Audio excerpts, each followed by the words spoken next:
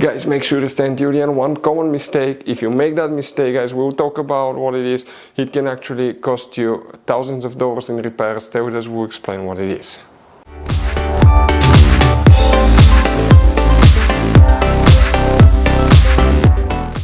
Hey guys, welcome back to Auto Repair, guys. Thank you guys for watching and subscribing to the channel. Today will be super helpful video to any of you having a BMW 5 Series generation F10 F11. That's a 5 Series from year 2010 to year 2017. If you need to find where the intercooler pump fuse is located, if you have problems with the intercooler pump, where it's located, that fuse that controls it, where you can buy cheap parts, tools, fuses, relays at a good price, quick shipping, that way you do not waste money and time. Well, it's always a good idea to test fuses and relays. All that will be covered absolutely free for your convenience. Make sure to stay until the end. Before we start, let us tell you a little bit about us, guys. Every single car we get here at the garage, we try to make at least 200 to 300 free repair videos, guys. We take them completely apart. We show you how to do almost anything: transmissions, engines, bodywork, codes, fuses. Why we do that? Because our mission in the shop is to save you guys as much money as we can. All we need in return, please subscribe to the channel, like the video, that way we can keep making these free videos. Now, guys, we took pictures of every fuse box in that BMW, okay? Every fuse box, so we can clearly, guys, show you where everything is located, so you can clearly see the fuses, because otherwise they're hidden in places where practically we cannot get the camera. So we're going to show you one by one. Okay, we have video about every single fuse, every single relay. So let's say you're in the middle of nowhere, you need to, guys, okay, find where the fuel pump fuse is located. All you have to do, watch our video. It will take you probably, guys, less than 2 minutes, replace that fuse and you're back on the road. Otherwise you'll be stuck in the middle of nowhere, guys. We make those videos for your convenience.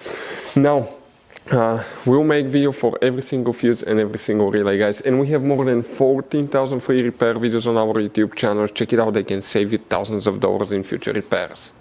So the intercooler pump, guys, fuse, where you can find it, we will demonstrate on this BMW 5 Series here. Now, quick fact, guys, we have many hidden fuse boxes that 9 out of 10 people do not know they exist.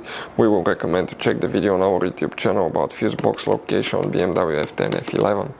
What you need to do, open the passenger door. Once you open the passenger door, you see that's your glove box. Open it. On the very back, on the right side, you have a cover. Once you open that cover, you'll find a fuse box. That's the interior fuse box, guys, right here with a layout like this one. Before we continue, let's explain quickly why it's always a good idea to test fuses and relays.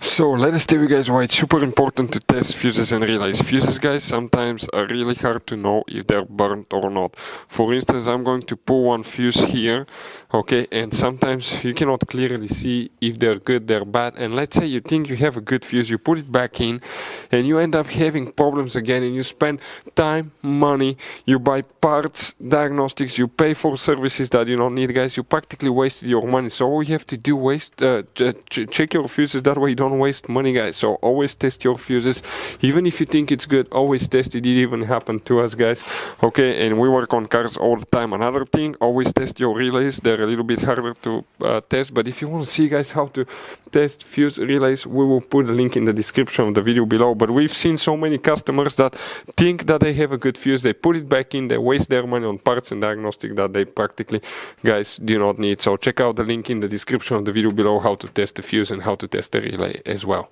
So, guys, if you want to buy fuses, relays, parts, tools at a really good price, quick shipping as well, guys, we're going to put a link in the description of the video below, guys.